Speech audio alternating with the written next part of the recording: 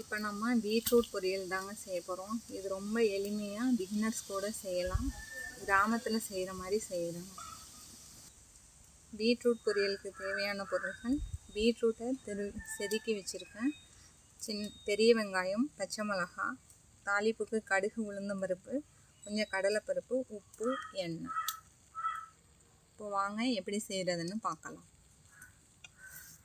இப்போ சட்டி காஞ்சிடுச்சு, கொஞ்சம் எண்ணெய் ஊற்றிக்கலாம்.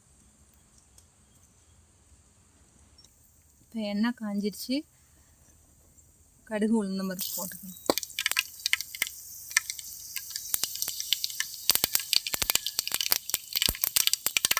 அதோட கொஞ்சம் கடலைப்பருப்பு போடணும்.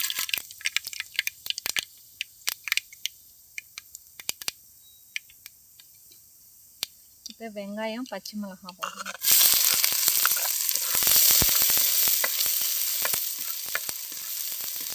கருவேப்பிலை போட்டுக்கலாம்.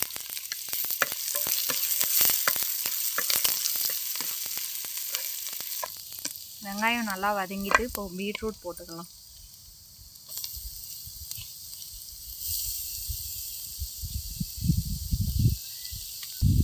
அதுக்கு தேவையான உப்பு கொஞ்சமாக போட்டுக்கலாம். கொஞ்சமாக தண்ணி ஊற்றி கொஞ்சம் நேரம் வேக வைக்கணும்.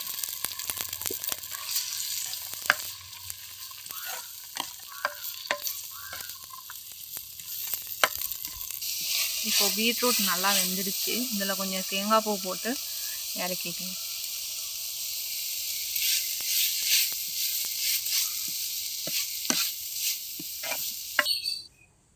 இப்போ ரொம்ப எளிமையான சத்தான பீட்ரூட் பொரியல் ரெடி ஆயிடுச்சு.